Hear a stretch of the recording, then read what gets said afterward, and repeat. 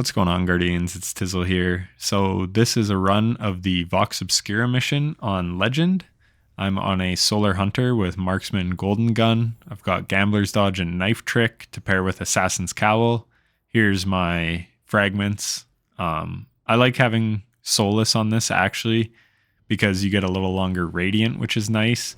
And then for the mods, I didn't even really select many. This was just a preset build I had. But you do want Solar and Kinetic Siphon, and you want Solar Scavenger for your rocket, and you want hands-on. No, hands-on is on the helmet. Heavy-handed on the gloves, so that when you get a melee kill, you'll make an orb. Because I have an explosive light rocket, which is really nice here.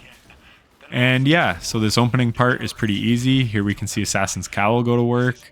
And then we picked up an Orb of Power. So I just had a healthy finisher on. Again, I wasn't too focused on the build. Like, the essence of the build is important, but on the mods, I wasn't too focused on them. The big thing is having Assassin's Cowl. You'll see it comes in very, very handy in the second part of this mission. So right here, I always go left with the Interceptor. And there's an enemy Interceptor. You could kind of see him on the right there as I bust through the door. He can sometimes one-shot you. So if that happens, you just rinse and repeat the mission. It's very annoying. And then you can use the Interceptor to drive into the tank, as you probably know. But here, I couldn't get it flipped. And yeah, so we're just going to take out the tank straight up. So I guess I only get 12 seconds of Radiant. But anyways, we also have the debuff. So yeah, we've got all the solar artifact mods on. And with anti-barrier sidearm, you can actually pierce the legs. So if you get the angle right, you can take out 2 legs at once. And yeah, so you can see we took out that tank very, very quickly. Thanks to like Revitalizing Blast, Solo Operative, Radiant, and then they're precision-based tanks on the legs. And Forerunner does a ton of precision damage. So really, really good. And then here, we're just going to get a finisher to go invis. So now, what I did before taking out that unstop was I took out the Scorpius turrets. So they're kind of priority 1 once that tank is dead. Then from there, you take out the unstop. Then that's when you want to get in the tank. And then once you're in the tank, you kind of sit back and you take out all these Colossus and all the enemies. And now there's that Interceptor that I was talking about. He is super annoying.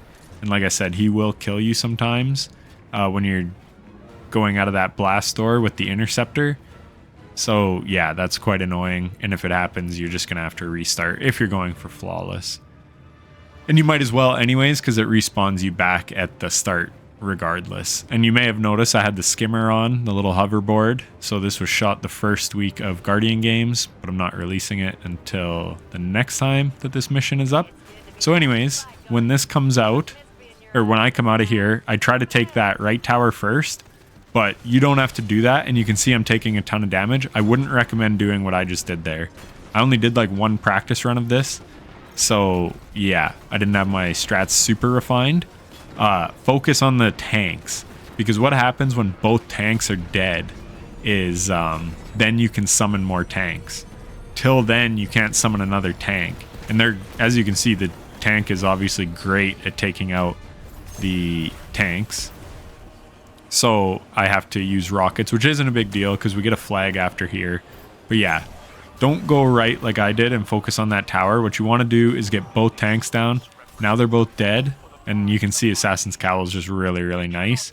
So now we can summon our tank. So now we're going to get the overshields down on these towers. And yeah, I don't know. So another reason you really want to kill the tanks with a tank is for, well, obviously there's so much going on around you with threshers and freaking dogs chasing you and all this. It's hard to focus up on a tank to take out its legs. But also when you're shooting the crits, the legs on the tank, for some stupid reason, often it won't register as a crit on these outside ones. Like you saw how quickly Forerunner took out that very first tank in this mission. But it's not like that out here. So definitely use the tank to take out the others. So now we get 2 towers down. You want to focus on getting the towers down. So you can see I'm shooting this 3rd tower even though I'm low health. Because, watch this timer, I had 4 minutes and 20 seconds. And now the timer goes away. So this part is risky too because those thresher things are chasing me and I didn't have a dog close to me that I could kill. So that's why I used that resto nade. So I highly recommend restoration grenades. But yeah, now that timer's gone. So now you're just chilling. So I take out probably more enemies than I had to, but now you could just go up and shoot that blast door and then just like keep going with the mission. But I was like killing a bunch of stuff, and you can see those Scorpius turrets deal a shit ton of damage. So like I said on the first tank in the mission, before you take out that unstop, well, I guess before you get in the tank, you definitely want to make sure all those Scorpius turrets are dead. And look, again, there's no timer here, and I'm able to just go get a new tank. So there's no urgency anymore, which is good. So your priorities out here are kill the tanks so that you can summon more tanks, then take out the towers so that the timer stops, and then you just clean everything up. So again, I'm going overkill here, but let's see. I'll speed it up a little. So I drive the tank kind of into position. We take out the blast door, and then I even use it on the unstop for a bit. But then we just hop out. So I've got Unstoppable Bow with Tyranny of Heaven. And then we're just going to cast our super because right when we enter here, we're going to get a rally flag. So we'll get our super right back anyways. And he wasn't in the best position, but yeah. So that's how you do that opening part. Now here is where Assassin's Cowl is just amazing. It's so good. And Knife Trick's really nice because it can proc ignitions pretty easily as well. So what we want to do here, take out one of those guys. So we're stacking up some explosive light shots on our rocket. But unfortunately, a lot of times that unstop sits back and then the ignition actually stuns them. So this wasn't the cleanest. My practice run here was way better. So I'll kind of say what I'm doing, but I'll also say how you could improve for your run, because this wasn't the smoothest like boss room, but we still get it done with plenty of time to spare. But yeah, so Forerunner is just so nice for the phalanx shields, and just its ammo economy is super good, and it's really good on the boss. And yeah, I just think it's perfect for this mission. So we take out that big yellow bar, and that opens this door, and now you can see we have 5 seconds of invisibility, just enough to get past all those guys. If not, I recommend just doing a quick hip fire into one of the legionaries like I just did there. So here I get screwed. He kind of TP'd, and also I don't know if my bow was like actually drawing. So yeah, this was really ugly. In my practice run, this was so much smoother. So I actually wind up just casting a super to stay alive. But yeah, as I was saying, you can just cock your bow back, hit the guy like once in the chest like I'm going to do here. And if it's on a legionary, they're going to be finishable, and then you can just go invis. So there, we kill them with the melee so that we can get Radiant. So Ember of Torches is a must because we're always proccing Radiant with using it. And you can see how good Forerunner is at taking out those Scions. And then we get a finish, and because that's a yellow bar, we get like 15 seconds of invis. So you could just like easily sneak past all these guys and go to the next area. However, these guys will have to be killed at some point, so I just decided to kill them now. Because when you're going onto the boss room, they would just be like peppering you the whole time. So like I said, they do have to be killed at some point anyways. But that 15 seconds of invis, you can easily sneak to the next room and get yourself in a good position. So that's where Assassin's Cowl is so nice. It's just, it makes this mission super safe. So there, of course, my Forerunner is not reloaded, but we still get him to finisher health. And then we get a finisher, and again, 15 seconds of invis. So here, that's what I was saying. You just hip fire, and then I could have either finished or I just finished with the melee. And then, yeah, that's all I'm doing here. I basically just take them out from up here because you have a lot of cover. So, like, their blast can't hit you that hard. And as I say that, he just starts blasting and I almost die. But, yeah, again, that's why we have the healing nades. And then I just use a rocket to clean them up just to speed things up a bit. So now we're going to the last room. And again, here's where Forerunner is just so nice. If I had a kinetic surge, I would have saved 1 bullet there. So maybe you want to run kinetic surge because I just have healthy finisher. But again, I didn't go too deep on the build. I just kind of went for the mission. So we did a little hip fire shot. This allows us to get into the room and into position. So this guy's a real asshole because he sits in this bubble, which is quite annoying. So now I'm just regrouping, getting to another side. And then I screw up here. This was so stupid. I was just being impatient. Don't do that because you want your super for the first boss wave because you can get through that boss fight way quicker with a super off rip. And then you're going to have a super on the final phase. So you want to use your super on the first and third phase. I screwed up so bad by popping my super there because it was just 3. Why I don't like those guys is they have void shields.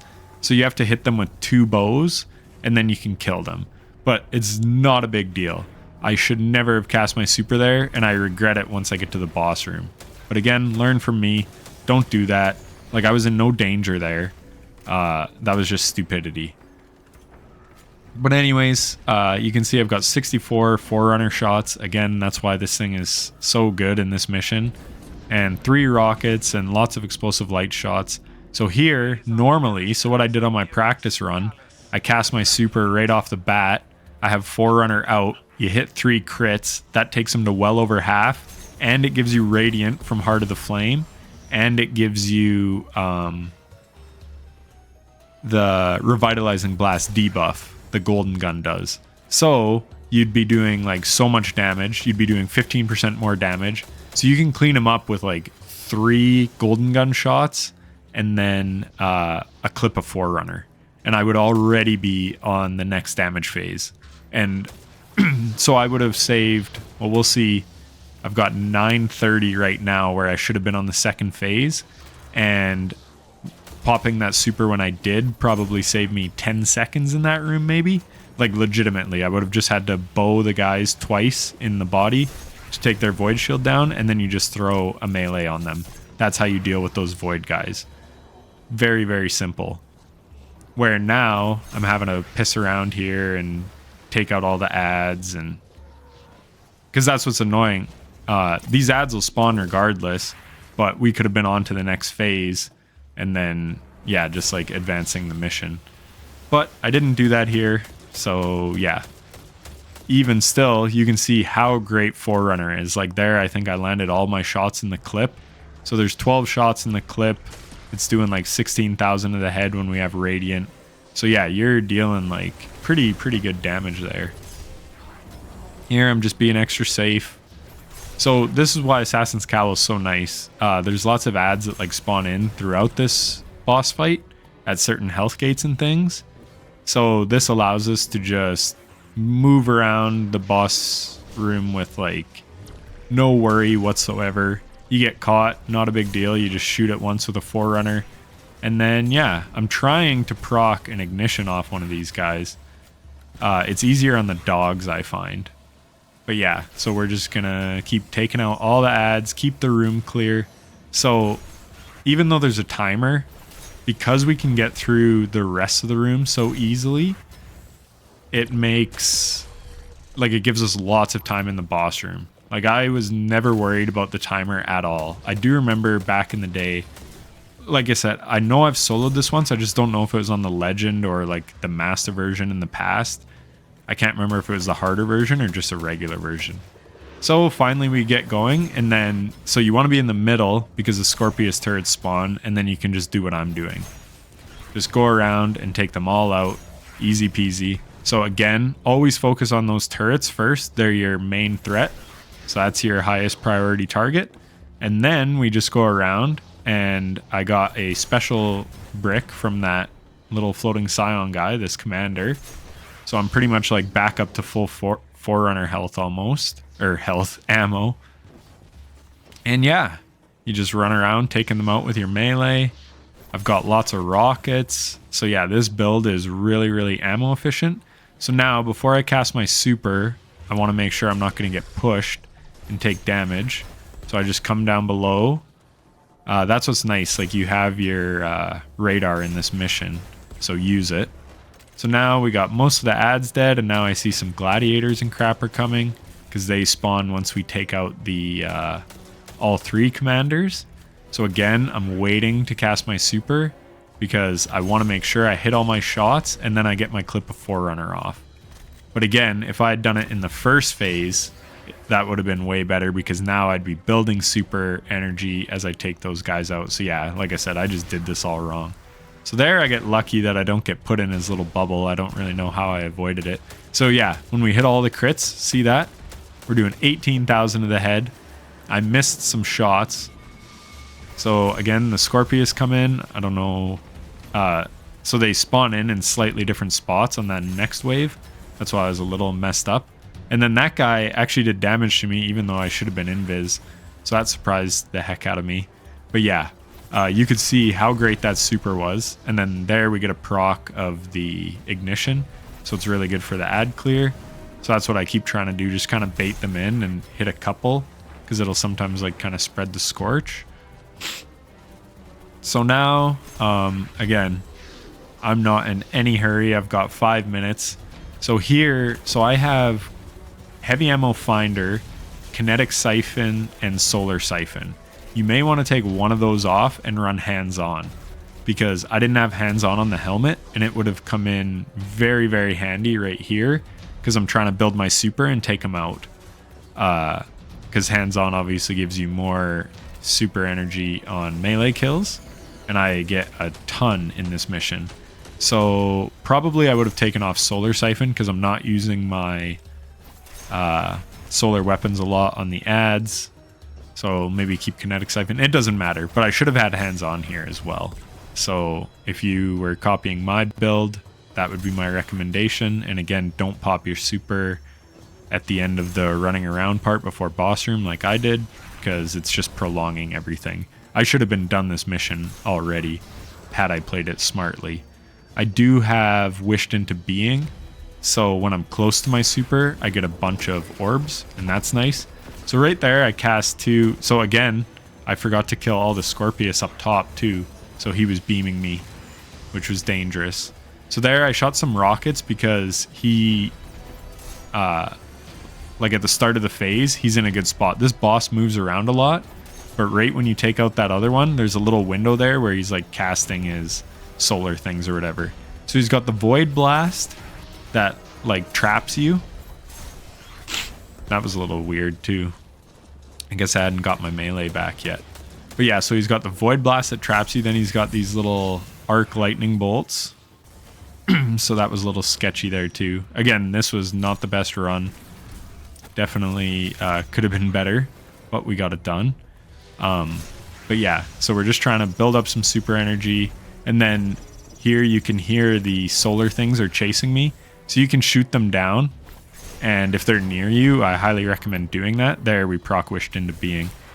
So now I think we take them out. Yep. But yeah, when those solar things are chasing you, again, that's where Assassin's Cowl is so nice. You can just go invis and just keep running, and nothing's going to be shooting at you while you're trying to run from those things. Or, like I said, you can turn around and shoot them. So yeah, I still had a few minutes to spare, but the run could have been a lot easier because, like I said, you could see how much damage our super does. But yeah, Forerunner goes really hard. The rocket I like for the tanks. Originally when I was running this, I was using a machine gun, but you could see I used my knives for pretty much all the ad clear, so a machine gun wasn't needed. And the reason I like explosive light is just because we're making orbs every 10 seconds with our melee kills thanks to heavy-handed. So yeah, very, very good build. Highly recommend it for this. It makes it super safe. Would have been quicker had I played better. But yeah, as far as safety goes, very few things beat this setup. Because, like I said, you just had free reign to run around the boss room and never really have to worry about anything. So if you enjoyed it, leave a like and subscribe if you want more content like this. And thanks for watching. Take care.